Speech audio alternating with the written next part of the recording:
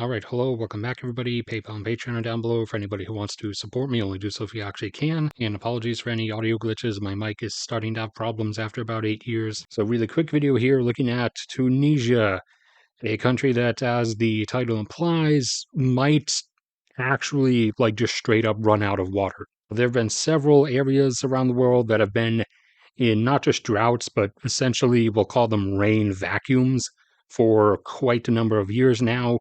One of them was Paraguay and northern Argentina. Thankfully, praise God, that rain vacuum has finally broken and it has been raining off and on. And there was also a prolonged rain vacuum over the Horn of Africa region. That one has also broken. A similar rain vacuum has been over the country of Tunisia for 4 or 5 years now, I believe. It might be 6. And it has actually taken them seriously down to the brink. All of the reservoirs, all of the water storage dams around the country are either below 30%, or the ones that still have the most water in them are right at 30% full. And some of them are down under 10 and are at only 9% of their storage water left. And I do apologize for the lack of actual images out of Tunisia, as there's not many available, or at least many that are of high quality. Now, there are groundwater aquifers under Tunisia, and they have been extracting water from those aquifers to compensate for droughts whenever they've had them, especially over the last 5 or 6 years, as this effectively rain vacuum has been over them. But of course, that comes with the caveat that that water is essentially never going to be replaced. And also, it's, very limited. It's not an infinite supply.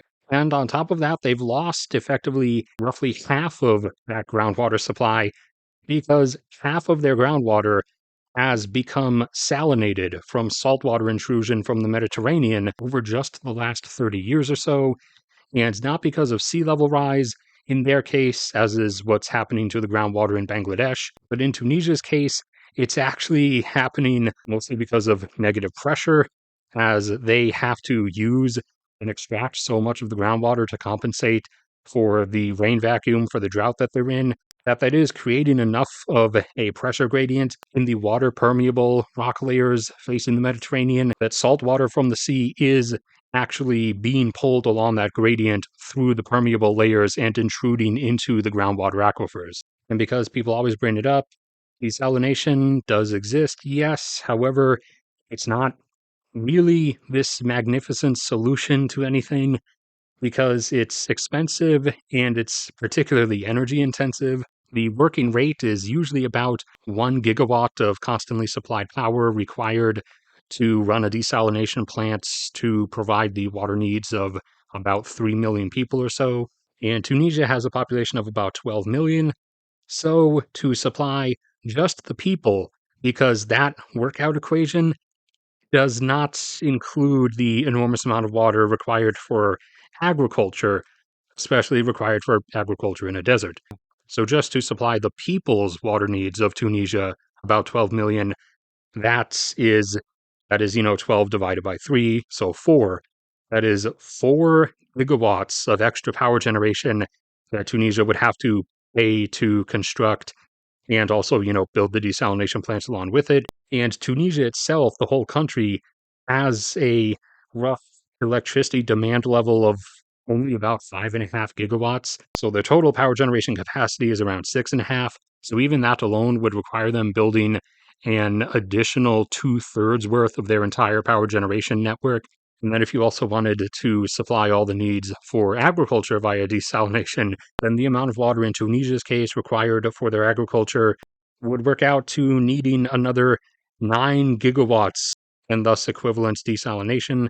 So in grand total, that would require Tunisia, if they were to switch over to desalination, like the smaller Persian Gulf nations like Bahrain and Qatar and Kuwait, rich oil and gas states that don't really do agriculture and just use their oil and gas money to import their food and almost everything else they need, and thus also have the spare cash to run those desalination plants and the required power generation for them. If Tunisia were to switch entirely over to desalination, if the rain vacuum were to never end, then it would require the construction of an additional 13 gigawatts of power generation, over 2 times what the entire country already consumes on its own just regularly. And that wouldn't come out of thin air. That, they would have to pay for that and pay to maintain it and everything, and the desalination plants themselves, which is kind of not going to happen because Tunisia is a bit cash strapped at the moment.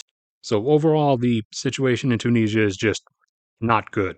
And that is it for this one. So like the video if you appreciate the coverage, subscribe to the channel if you haven't already. There's also dozens or hundreds of episodes about all kinds of other stuff you can listen to if you want. PayPal and Patreon are down there if you want to support me. Just only do so if you actually can. Go subscribe to my cat's channel as well. But no matter what happens to me, may God bless and protect all of you, and I will see you all around next time.